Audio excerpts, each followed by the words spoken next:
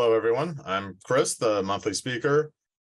This week's speaker is my friend Karen Head. She is an expert on Calabria. She's written a book about it and leads tours and has a tour group around Calabria. She lived there for a few years. Now she's back living in the United States, but she's here to share all of her in-depth knowledge about I'm going to say Italy's hidden treasure, because it is the one area that not a lot of people visit, but it is always wonderful to go to.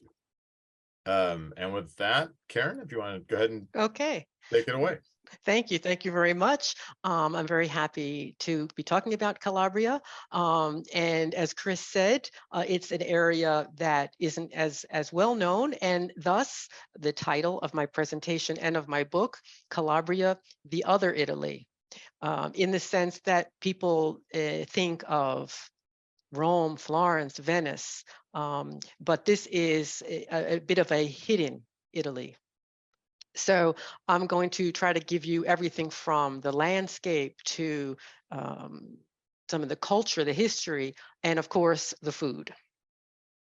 So just for anybody who is not exactly sure where Calabria is, even though I know there are some Calabrians out there today, it is generally thought of as being in the toe of the boot.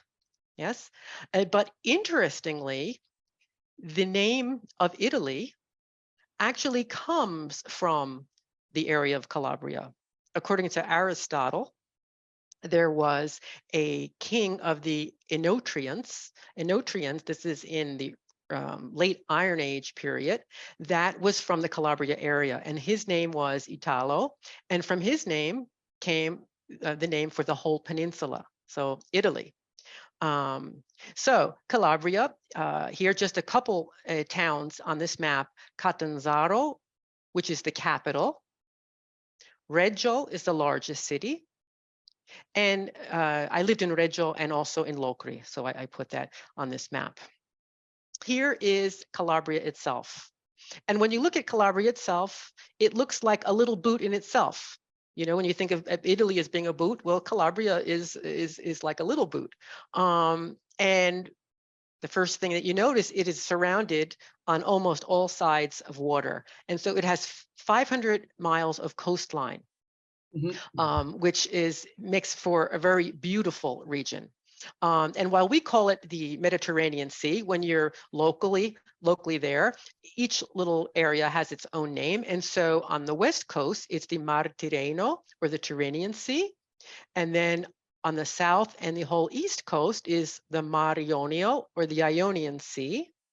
And then this strip of water between the two seas, they're very particular not to say that it's one sea or the other. It's the Strait of Messina, and it is between 2 and 10 miles wide, to give you an idea. And of course, this is Sicily, and so Messina is just right across the way. You also see all these mountains. It is a very seismic region. The most recent devastating earthquake was in 1908, and that was in the Strait of Messina. Around 123,000 people died, estimated between the earthquake and the tsunami. But let's move to more positive things. As you can see, there are the mountains down the whole region. It's the Apennine chain. But once again, in each area, they have a specific name. So up in the north, there are the Pollino Mountains, and they form the Pollino National Park, which is Italy's largest national park that straddles Calabria and its neighbor Basilicata to the north. Then in the center, the Sila Mountains, and in the south, the Aspromonte Mountains. So let's just have a look at a couple pictures to give an idea of what these various landscapes look like. So this is Capo Vaticano, which is on the western side, the Tyrrhenian Sea. And this would be sort of like, for most people's reference, a continuation of the Amalfi Coast. So it's the dramatic type coastline where there's a drop down to the sea with smaller beaches. Very beautiful. Then on the eastern side, it's on the Ionian side, wider, characterized by wider, flatter beaches, and the mountains are a little further away. This is in the town of Rocella Ionica. And then the mountains, to have a dramatic change. Okay, this is, of course, is a winter view in the mountains. This is in the Pollino National Park. And the peaks, there are several peaks that are over 7,000 feet. People are often surprised to see this.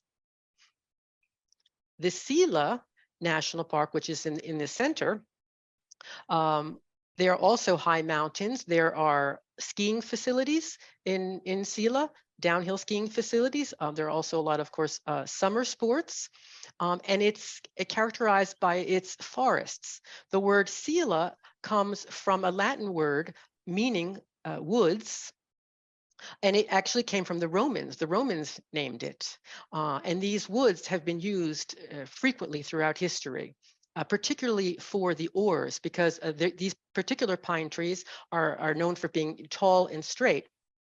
So this is a little bit like the Muir Woods of Calabria.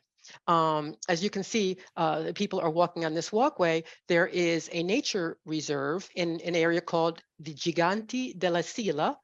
And there are these very, very tall trees reaching up to about 100 feet in height. And the oldest is about 350 years old. Another interesting fact about the Sila National Park is that it has very clean air. And when they do air tests, there's one spot in the Sila National Park that wins over all of Europe for having the cleanest air, even cleaner than in northern Norway. So, and then in the south, here's a look at the Aspromonte Park. The Aspromonte Mountains, so sort of a rugged mountain chain that is characterized by dry riverbeds. They call them fiumara in Italian. Back in ancient times, many of these were navigable rivers. Of course, they had their boats weren't as deep, but they were navigable rivers. Today, of course, they're full after the snow melts. So it really is amazing, just even looking at these first handful of pictures, how different a region that today has about 2 million people, what the landscape is like. So this is an area that everyone has had their eye on for many, many years.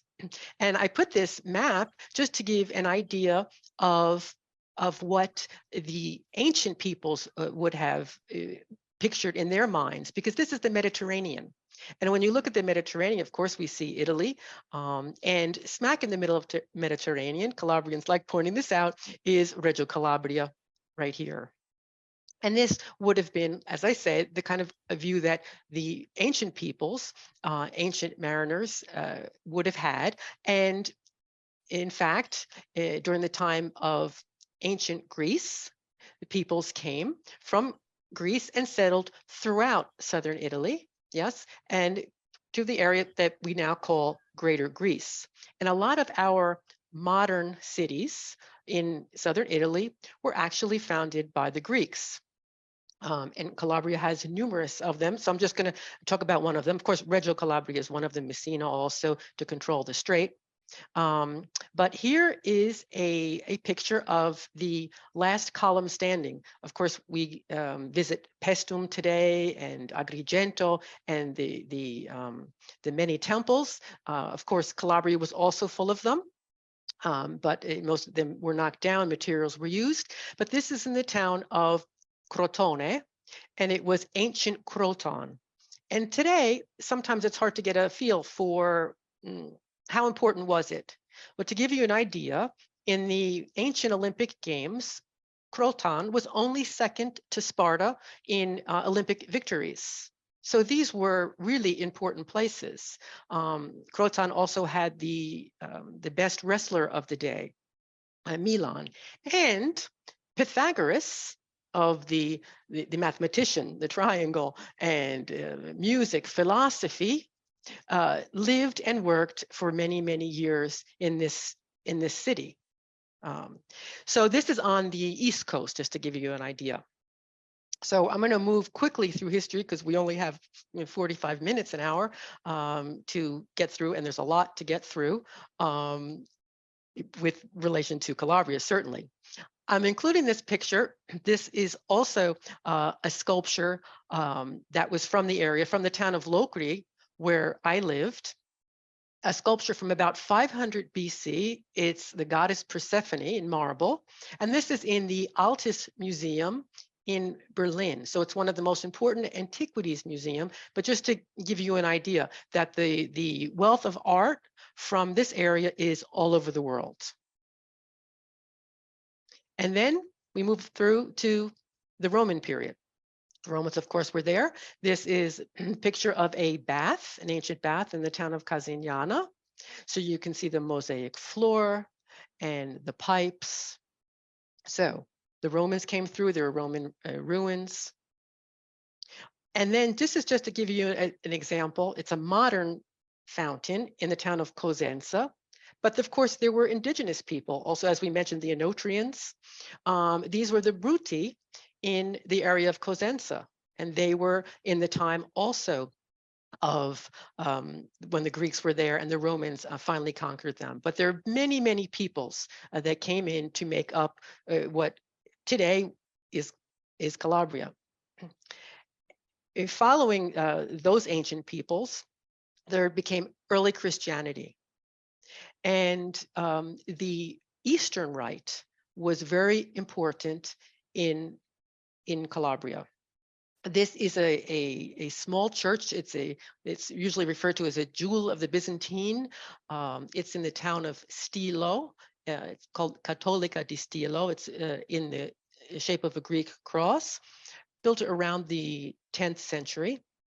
And for a long time, a good part of Calabria had followed the Eastern Rite.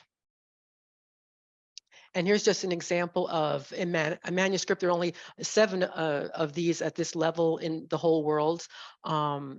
This is the Last Supper. It's from the 7th century. It was originally made in Turkey, but this manuscript was in the town of, and is currently in the town of Rossano. Here's a picture of modern day Rossano. They found it in this church, which is today Roman Catholic. So, and you can see this church is a much older church, but you know, with earthquakes and sometimes you go into a town and you don't realize how old something is because it's been reworked.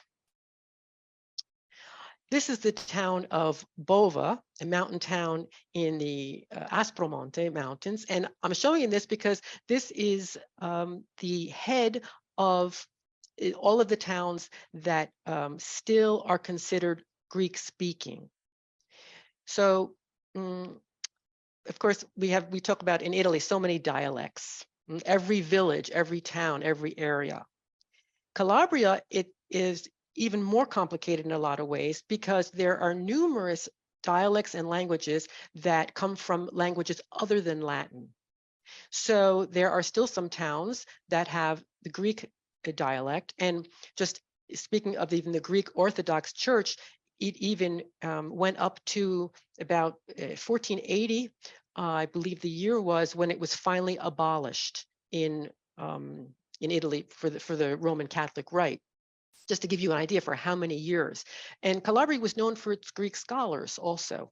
The 14th century monk that first translated Homer was from Calabria, just to give an example. So there are also peoples from Albania who settled. And I'm not talking about recent people who come over, but from the 15th century. And there are numerous communities that also have their indigenous language is an Albanian language. They refer to it as Arboresha. So here is a street sign in one of these towns, and you can see Via dei Nobili, so the nobles street, and then here it is in this Arboresh language. Okay, that doesn't look like anything I know how to pronounce. So in some of these towns, of course, no one speaks the language at all. In some, the whole town. So it just depends. And this is an example of the one town remaining where the inhabitants still speak a derivation of a French language, Guardia Piemontese, in the northwest. So you can see Via Terme, the spa town, and then this sort of looks like, bath and hot to me, I would say in French. And just to also complete the picture of the different peoples, there were many Jewish people living in southern Italy before the Inquisition. Um, and here is, for example, a lantern with a menorah on it from the 5th century. And still in Reggio today, there's a street, a side street off the main walking street, Via Giudecca, so Jewish street. Another interesting fact, the oldest Hebrew Bible with a printed date, so when printing started coming out, was printed in 1475. That still exists in Reggio Calabria. So it's really quite a mix of peoples. So after the okay, so we went through the Byzantines, and the next group is the Normans. And the Normans were really important in many ways. They're the foundation of southern Italy as we know it. And there are numerous castles in Italy. So this is in the town of Corigliano Calabro. And it was a castle that was founded by the Normans, and it's one that you can visit. Here's probably the most beautiful castle location that exists. It looks like something maybe you might see in France or something like that. This is in the town of Le Castella, small town on the Ionian side, so on the eastern side of the region. And this town is, this castle is referred to as an Aragon castle, but it has foundations that date back even to the Greek period. So they find all periods when they look in this castle. Hannibal from with the elephants, he was in this area, and he apparently took refuge in whatever structure was there on this little spit of land way back in ancient times. But this castle was attacked many, many times by the Turks, and it was in use up until about 1800. And just one more castle to give you the full castle picture. This is in the town of Santa Severina. This is in a hill town, also overlooking the Ionian Sea. When they did excavations in this castle, they found pre-Roman indications, and there's even a Byzantine necropolis. Then you can see the gravesite right inside the castle. In the 20th century, this was used as a school. So very interesting and attractive, and another place to visit. So often people say, oh, Calabria, is there anything to see? And so hopefully after this, you will say yes. In the 16th century, they began planning. There were towers before that time, but they planned them every 12 kilometers, so about 7.5 miles apart. So there are many, many towers. Many of them were dismantled, and they changed their purpose. This was a library most recently. So you'll see towers along the coastlines. And by the way, these are Roman ruins in the front of the tower. And then often probably what we think of most when thinking about Calabria are the towns, the hill towns, because that's where most people's ancestors came from. While there are several larger cities, that's where people left, the mass exodus. So this is a town in the Sila Mountains, so you can see the forests. The actual old town is to the right of the photo. You can see a little bit of the church steeple, and then more in the middle of the photo on the bottom, you can see newer constructions. So if you go into an old town, just an example of a church. So this is an example of a church in this town of Longobucco. Looking back to the organ, very pretty. But unfortunately, as we all know, many towns are partially abandoned. So here is a doorway in the same town, just right near the church. So many places occupied, many places empty. The most famous abandoned town in um, in Calabria is Pentedattilo. And the name comes from the Greek pente, five, dattilo, fingers, because when they named it a couple thousand years ago, there were five fingers. It looked like a hand. Now it looks more like a mitten because some things fell here. But Pentedattilo it's just very ethereal type of place, and so now it's more of a place for visitors. There's perhaps a bed and breakfast and a little shop in the summer for tourists. So now just want to look at the larger cities where people went to. The larger cities, of course, northern Italy, and as we know, the United States, Europe, Canada, Australia, South America. But this is Reggio Calabria on the Strait of Messina. And even though I said between 2 and 10 miles, sometimes you don't always realize how close it is. When you just look across, you can see. So this is Sicily on the other side of the water, and this is Mount Etna.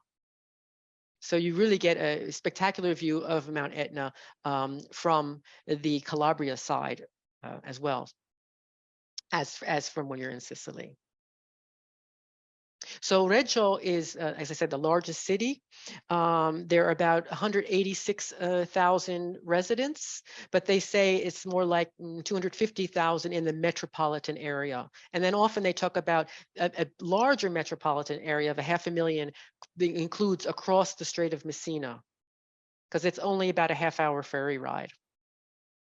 So just a picture of a few buildings. I remember I said that there was the devastating earthquake in Reggio. Most of the buildings are after 1920. So it's a little surprising, the architecture. There's a lot what they call Liberty style architecture or Art Nouveau. But it's quite eclectic and an attractive city. But what they did was they built beautiful mansions along the Strait of Messina, and here is just an example of one of them with a modern sculpture in front of it. But if you walk out of the mansion, there is a strip of land with a park, and then this is would be what your view would be from the beach area in Reggio. So you can see how close Sicily is, and then to the right is where Messina is. Reggio has a very active social life. This is the Corso, or the main walking street, which is a block or so parallel to the waterfront. And so on the weekends, Friday night, Saturday night, it can be a real traffic jam on this passeggiata, as they say, when you take your walk. Mostly it's in the evening, but it really can be all day long. And so it's not only people from Reggio, but also people from smaller towns who will come in on the weekend, get a gelato, do the shopping, because there really is very nice shopping and beautiful shops along the street.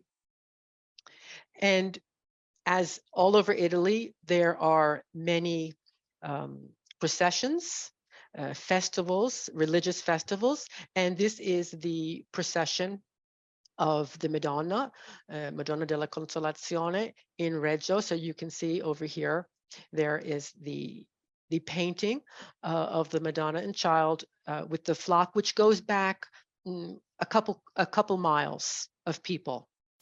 So it's really quite a large procession and festival. And then, as you can see here, the people in the well-to-do apartments that overlook this street hang their historic bedspreads out the window for this event.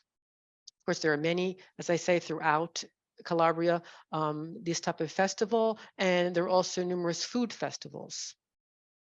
But if people to come to Reggio, if someone doesn't have a relative or if you don't live in the area, the main attraction is the archaeological museum. And the highlight of that museum are two statues. They're called the Riace bronzes, the bronzes from Riace.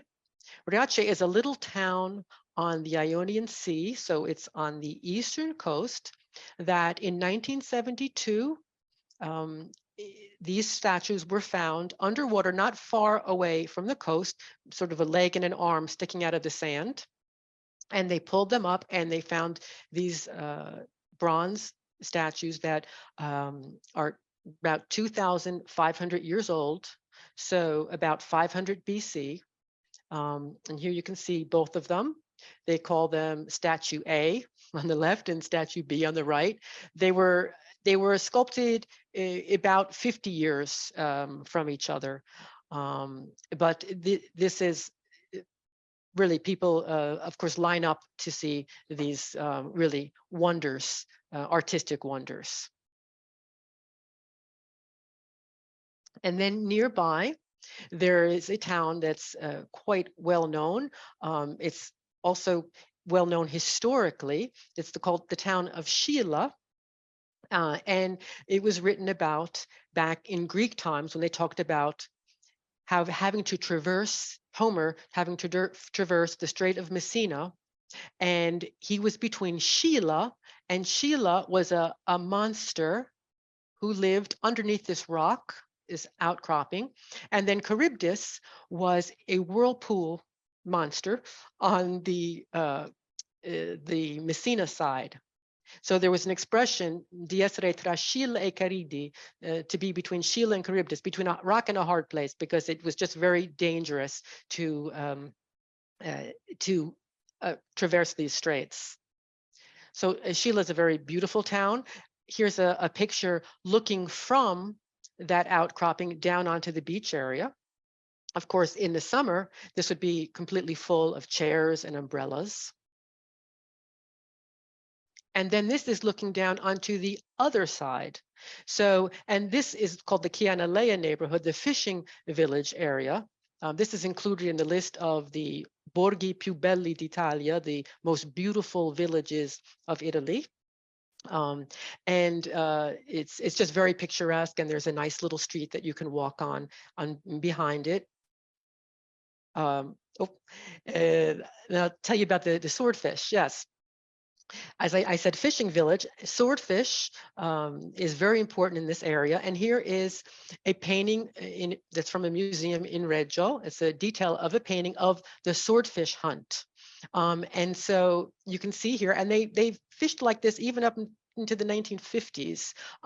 So someone stands on the post in the middle, a little higher up to see, and then you have, of course, the harpoonist in front. Today, it's more or less the same theory. It's just that it's an enormous boat with a post, I don't know how many feet high, and also the gangplank very long. But swordfish is still very important in the Strait of Messina, and that's what you do when you go to Sheila, is you eat swordfish. And also you can sit on a platform out on the water. Here on the left-hand side, you can see the water, and then the castle is up, and this is the rock here on the left-hand side of the photo. So Sheila is just one of the really beautiful villages to visit. And this, by the way, is where the Gulli family comes from. To name another one of the big cities, there are 5 provinces, by the way, in Calabria. Of course, there are 20 regions in Italy. Each region is divided into provinces. So 5 provinces in Calabria. Reggio Calabria is one. And then there is Catanzaro, which is the capital. And this is just a picture of Catanzaro. It's quite built up, but there's also an old section. And I have the picture of the silk here in the upper left, because Catanzaro was historically known for silk. Crotone, where the column still stands, is another regional capital. Vibo Valencia is another one, and then Cosenza. And this is a picture of Cosenza, the old town, has quite an attractive old town.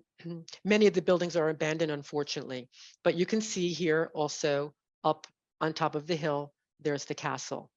Cosenza is the city that has the largest university, quite a big university. And just a mention of the crafts. There are still numerous crafts that are still carried on. With all those mountains, you need to keep warm. And so textiles were very important. These blankets are traditional colors and traditional patterns. They would have been made out of wool and also Scotch broom. Scotch broom is the plant that grows along the street with the yellow flowers. It's called ginestra in Italian. And they beat down those stalks and made blankets, bags, and all kinds of things. And of course, there was a lot of ceramics. Today, for more decorative purposes. But the man on the left, if you can see what he's busy sculpting, and he is making a mask to scare away the evil eye. And this was very important. And you can still see today, many people have one of these masks on the front of their houses. He's from the town of Seminara, so that's the province of Reggio Calabria, whereas this woman is holding a lovely plate, very elegant plate that is in a style they believe comes from the Greek era. And this is in the town of Squillace. They're also known for the ceramics. And numerous pieces from Squillace are in some of the big museums throughout the world. And here is Tropea. Tropea is in the province of Vibo Valencia. This is on the western coast. Then this probably is the most pictured spot in all of Calabria. It's the kind of picture that gets passed around all kinds of social media pages because it's so beautiful. People don't always know where it is. But this is in the town of Tropea. In this little island, and the church is called Santa Maria dell'Isola, Saint Mary of the Island. And it just, you can see just these beautiful, clear, blue-green waters. And like that, this coast it normally you walk up, you're in the old town, and then it's a straight drop down to this beach. So I'm just, when I take this picture, I'm standing on, right there, straight drop down to the beach. So here you can see, just looking over a balcony, right down to the beach. Many, many restaurants, and really over the years, every time over the past 10 years, 15 years, Tropea has really become more and more popular. This is also one of the Borghi più belli d'Italia, most beautiful villages of Italy. And a couple years ago, it was named the Borgo dei Borghi. It was the village of the villages. And this was voted by Italians, what is the most beautiful village. So they won a couple years ago, and rightly so. But it was important in this village of villages also to have a tradition, particularly culinary tradition, and Tropea has that because they have the cipolla rossa di Tropea, or the red onion of Tropea. So it's a sweet onion, and it's popular throughout Italy, this particular onion, and it's served in many, many different ways. They even make an onion jam, let's say, is to serve with meats or with appetizers. There onions and oil. There's just many, many different ways. And of course, modern chefs are always coming up with new creations. So here is just a simple chopped onions with a little oregano on an appetizer table. And behind it is the famous nduja of the region, which probably you've heard of. Here is a, there it is, a close-up view of the nduja, which is a spreadable salami. And yes, it's very red because it is 30% peperoncino. So it is rather spicy. But interestingly, when you taste it in the location, and the town where this is made is near Tropea. It's called Spilinga. Yes, it's spicy, but it's flavorful, really flavorful. Often when there's substitutes, imitations, it's just more spicy and you don't get that flavor, but it's really a very flavorful salami. Um, and then just moving into food in general in the region, because Calabria is known even by Italian standards as having good food. Um, so it's people, no matter what they say about a region or not, everyone agrees that you eat well in Calabria. So this is an appetizer, a plate of vegetables in oil, which of course many years ago that would be to preserve vegetables, but now this is a delicacy. It's considered a delicacy from the southern regions. So here you have eggplant, yes, olives, peppers, sun-dried tomatoes, and mushrooms. So just one of the many appetizer offerings. Of course, cold cuts of all types. Many different types of sausage, salami, cheeses. So really it's delicious food in Calabria. You saw those mountains, there are many mushrooms. So here's just a photo of a homemade pasta with mushrooms. Just another pasta with tomato sauce. And I put this in because there's so many different types of pasta. One could have a whole pasta talk just from one region alone. Each region has its own different specialties. But this is lagana e ceci. It's what it's called. These noodles are called lagana. They're flat, fresh noodles, and they eat with chickpeas. So it's an interesting dish from the northern part of Calabria, more in the Cosenza area. Then you can see there's a little peperoncino oil spread on top. And so here's just a way that you might be served peperoncino in a restaurant. You could be dried or fresh. Some people might see someone actually bringing their own in their pocket, a man pulling peperoncino out of his pocket, and because he knows what he has at home. So he just brings it with him in a restaurant. Or for example, here in olive oil, and they sell bottles of chopped vegetables in peperoncino and olive oil in tourist shops called the bomba calabrese, or the Calabrian bomb. But some people worry, oh, I don't eat spicy foods. Can I go to Calabria? No problem. Not everyone eats spicy foods. Of course, closer to the coastlines, there's more seafood, fried calamari, but talks about the swordfish and other seafoods. And inland, more pork. So if I had to say one meat that they ate more than other, it would be pork generally. And of course, there's also beef, and particularly in the south, lamb, and also quite a bit of goat in the south from the Greek heritage. Another vegetable you might not expect to see a lot of is potatoes in Italy, in Calabria. They love their potatoes. And the Sila Mountains has its own special potato. So lots of times when you're in Calabria, you're in a restaurant and they proudly present the Sila potatoes. And as you can see from the photo, they look as good, they taste as good as they look. And then I can put every dish in a short presentation, but just the idea of beans with grain. So this is farro or spelt with beans. It could be as an appetizer, if for a large, let's say a large meal, but it could be just lunch or dinner, just as it is.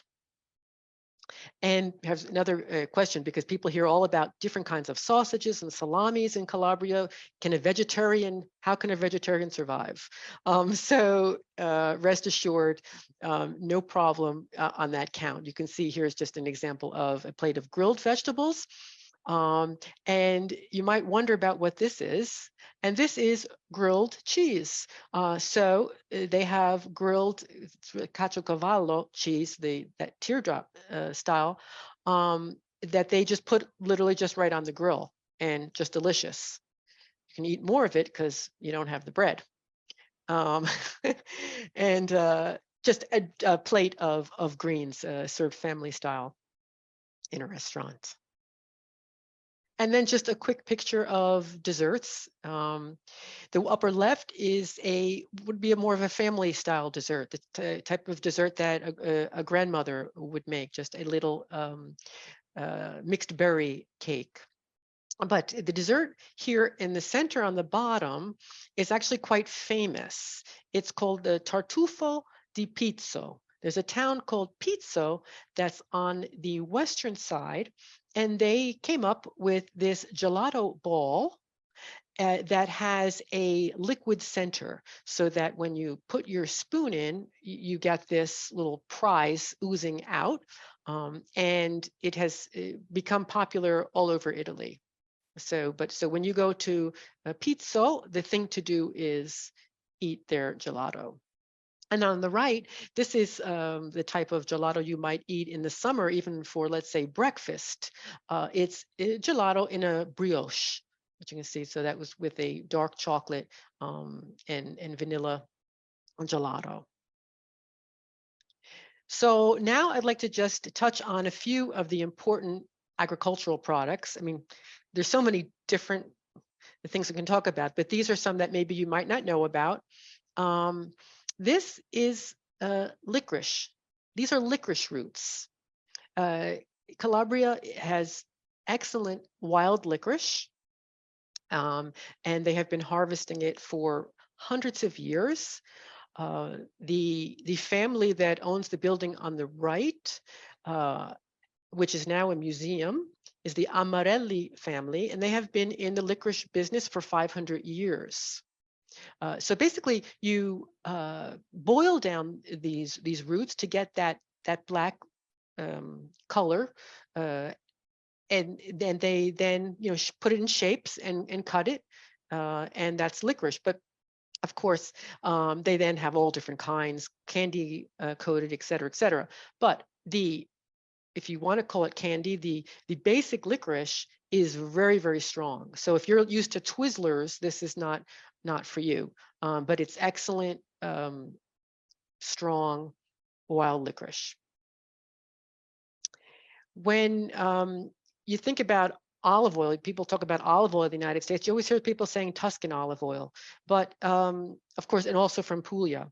But 2/3 of the olive oil comes from southern Italy. And actually, Calabria is the second producer in olive oil in Calabria. They produce about 28%, I believe it is, of all the olive oil from Italy. So these are some olive trees on the Ionian coast. Same thing with citrus. People don't always think about citrus. Sicily is the #1 producer of citrus, but Calabria is the second. About 24% of citrus in Italy comes from Calabria. And then there are two citrus I'd just like to talk about specifically. They're sort of interesting, to put it mildly. This is the citron. In Italian, it's called cedro. This is the Diamante specific type of citron that's grown in a town that's called Santa Maria del Cedro, St. Mary of the Citron. And the interesting thing about the plantings in this town is they have kosher plantings that go back hundreds and hundreds of years. And every year, Jewish people from all over the world, Israel, New York, other places in Europe, go to this little town in Calabria to pick out the perfect citron to use in their religious service for the Sukkot festival in the fall. So it's another curiosity of Calabria. The other use, of course, of the citron, the main use that we know about is the candied citron. For example, like in the panettone, So that's just to give you a sense. And then the other really most spectacular fruit um, of Calabria, and specifically Reggio Calabria, is the bergamot. So you look at these trees and you see it's a little bit like an orange, but it's yellow like a lemon. And these look rather smooth. This is the bergamot. So here what it looks like when it's cut open here on the left. So it looks a little bit like a grapefruit on the inside. And it makes a grapefruit seem ultra sweet. So the pulp is extremely bitter. But what the fruit is mainly used for is the oil that comes from the skin. And it is mainly used in perfume. So France is the biggest importer of the oil from the skin. However, what most people know, even though you probably have it, if you have an expensive perfume on your dresser, it probably has bergamot in it. But what we know that for the taste is in Earl Grey tea. As you can see on this box here on the left, it's an American tea brand, a Bigelow, but as it says right on the box, so from real bergamot from Calabria, Italy. So the bergamot is an interesting fruit because it only really grows and flourishes in 100-mile coastline in the province of Reggio Calabria. So it's a very, very small area where this fruit, the citrus, comes from. And 90% of the bergamot oil on the world market is from Reggio Calabria. So that is the end of my my basic presentation here today. If you have any questions, basically I lived in, I was talking to some people before we started. I lived in Calabria for 4 years. It was a bit happenstance. I taught English, and learning all of these things when I was there inspired me to write a book because I saw there really wasn't much written about the region. And I'm very proud to say that I won the Premio Calabria. It was a prize from Calabrians in Calabria, so I'm proud about that. And then I also started a blog, which when I started, I wasn't really even sure what a blog was myself, but it's basically articles on the internet, like a magazine, and you keep adding to it. So I have a blog that has about 150 blog posts on it, or articles. Most of them are about Calabria. There are, I think, 7,000 or 8,000 photos on my blog. So really a lot. There's a big resource if you want more information. So my book is available in the blog.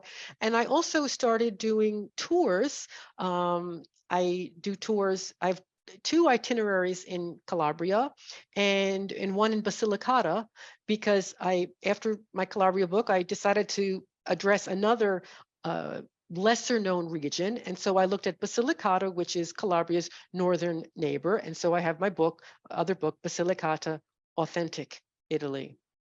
And so my tours are quite comprehensive.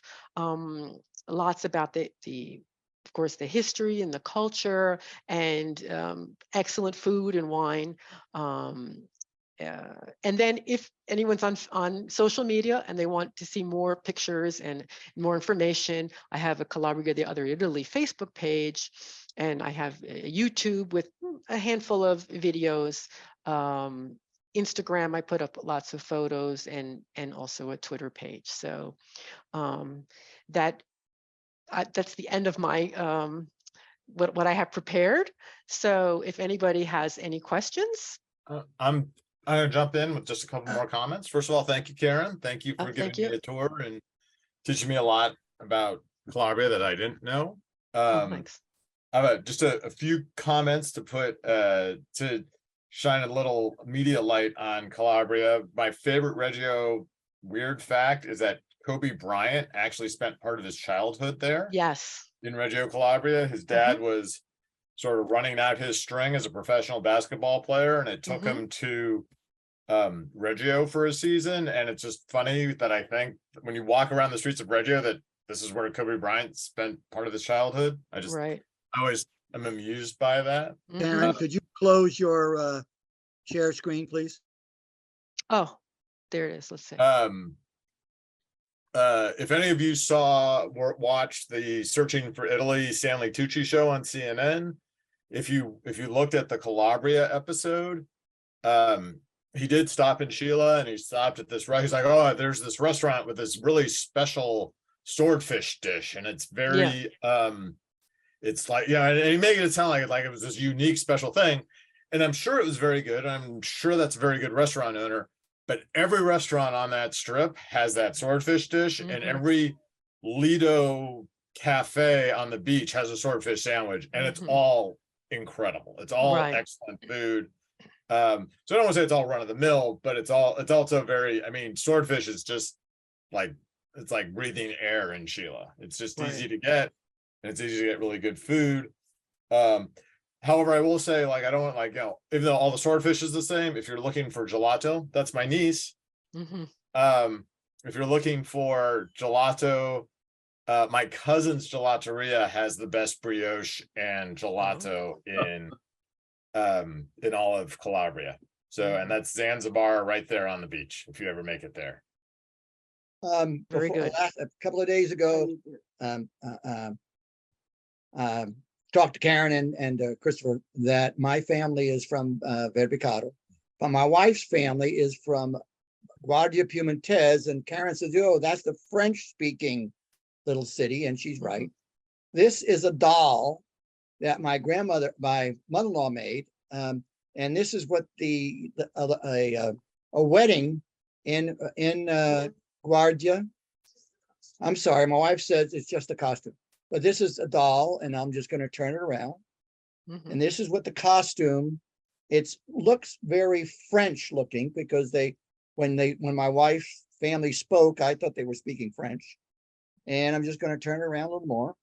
And this would be the costume that the ladies would be wearing on maybe a certain special occasions. Beautifully made, all handmade. It's still, we have two of them. It amazes me what these ladies made in Calabria. I have been to Calabria, as Karen and I chatted about that. She has been to Guardia Piumentese, the French speaking, and they have a spa there, and we talked about the spa. But Karen, you did an excellent job. As you know, this is recorded. I will be sending this recording once it's on our website. I'll make sure I send it to my daughters and my granddaughters, so they know about their heritage. But anyway, I just want everybody to know about the little doll here from a costume. Okay. I'll put it aside so my wife doesn't yell at me. Okay. Very nice, Marie. And Karen, really good presentation. Makes us all want to go over there and take a trip and see Calabria. Now, could you let us know the dates of your tours this year and next? Yes, I have. Let's see. This year I have 5 tours. 2 of them are sold out. The one in May is sold out. There's one in June. I'm going to have to look to see. I wish I could remember dates better. But yes, so there's one in June, and there's one in September. And then I have one in Basilicata. I haven't, I should of course have my information right here. I don't have my dates yet for 2024. Yes, okay, so the availability this year, I have one June 7th to 18th and September 13th to 24th in Calabria. So this is a 12-day tour. So I have 2 tours, one's 11 days and one's 12 days.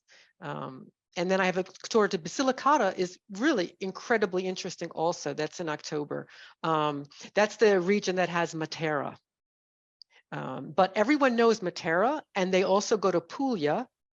But Basilicata itself has so much to see. it's like Calabria in miniature, I guess you could say, because it's a smaller region, you know. So Do you have a website that we can yes, I take do. It down was to up publish on the screen before. It is www dot, and then it's the name of my book, Calabria, the Other Italy.com. Oh, I that just is right. did a little PR for you and posted it into the chat. If people Thank want to you, grab yeah. it before the chat closes. Yeah. Karen, Thank hi. Hi. Hi. Thank you very much. I love the talk. Thank My you. lineage is both from Basilicata and also from Calabria, Oh, near Locri, a little frazione called Cirella di Plati. And Plati. Plati, yes. So but the Aspromonte Mountains. see, Yeah. it was Cirella is the little cittadina there. And, Mm-hmm. but at any rate, I've been both in the northern part of Calabria and the southern part. Mm-hmm. And it's been too long. It's been over 30 years. Mm. But when we were there in 1993, we found a liqueur that was made from the bergamot called Cedro. And it was a fantastic liqueur we brought back, and within a week, it was all gone because we served it to people and they just loved it. And there was a friend of mine who was an importer, and he really wanted to import it into the US, you know, Mhm. and of course, we all know about Sambuco and Limoncello, but this was so special. And I don't know, you didn't mention that was No. part of the. Well, yes. Well, because like as I said, I feel like I've only scratched the surface. I mean, it was hard for me to get all that information in that short amount of time, Okay. especially with the food. And I know you sort of maybe touched on Calabrian wine a little bit, you know, because I saw that you had a presentation about wine, I think last week. There are a lot of good Italian wines and also liqueurs. The thing is, if it was called Cedro is the word for citron. That might have been a citron liqueur that So you maybe it was citron. See, I was trying to clarify that. So it might have been Cedro citron, right? is the Italian word. Well, the weird thing is it's the word that means both cedar tree and citron. Crazy, but Okay. yeah, but Cedro in that context would be citron. So it was probably a citron liqueur. So Citron, they look similar too, I think. they and look in some way, similar. yeah. Citron has such a Lemon delicate flavor. Right. And that's probably, yes, they make all kinds of liqueurs from the citron, from Cedro. Well, really in Italy, you name it, there's a peperoncino grappa, you know what I'm saying? Everything, there's a flavor, right? Right. There is tropea onion gelato, you know, I mean, but yes, it is delicious. You know, if that's the word you would use for alcohol, but when the citron and also the bergamot, when they do it with a cream, it just has such a delicate flavor, the liqueur. But there are also sort of famous liqueurs like the Amaro del Capo that comes from the area of where Tropea is, Amaro del Capo. Vecchio Amaro del Capo is the name, but that you can easily get in the United States, for example. But then there are also other liqueurs, and there are so many new sort of, I don't know if you call them startups, but small businesses now, especially in the alcohol field. There's one that's won a lot of awards. It's called Jefferson, which is an odd name, but it's in the province of Cosenza. It's excellent. There are many. I have a blog post about some of the liqueurs. I have a couple about the bergamot, but when you're talking about that type of like a bergamot, any kind of liqueur, maybe New York, maybe San Francisco. Probably. If you can't find it where you are, you're not going to be able to find it anywhere. Yeah. I'll tell you where I am. I live in a small town in Vermont. Oh, in Vermont. So, but in Sandgate, Vermont, which is even a smaller town, yeah, there is an importer by the name of Fortuna's, and they import Calabrese specialties. Wow. I've been able to get Ninduja sausage. I've been able to get stuffed tropea onions in oil, and they're wonderful. So if anybody's interested, Fortuna's, and it's a wonderful, and they sell online exclusively.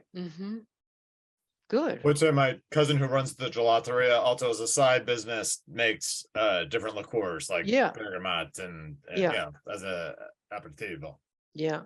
Yeah. And when you go to a restaurant in Calabria, I mean, a majority of them will have their homemade liqueur made from many different products. You know, it could be from wild fennel or blueberries or, you know, you name it. And of course, if you're in the province of Reggio Calabria, there's going to be one of bergamot. Right. So depending on where you are, that's where they, you know, will have that liqueur. You know, if you're on the northwestern coast, then you're going to see much more citron flavored items. You know, many more. Yeah. So. Well, Any other questions? Karen, you did an excellent presentation. Thank I'm you. going to be buying that wonderful book of yours. Oh, good. And Thanks. this will, I repeat, this will be in our website. We'll have this. Okay. It's Sorry to recording. get that share up right in the beginning, right? There you go. Yeah. Okay. I'll be Thank you. closing Yeah. off now. Okay. Thank you very thank much. you, Thanks, thank you, Ron. Karen. Thank you. Wonderful. Okay. Yeah. Grazie Bye-bye. mille. Grazie mille.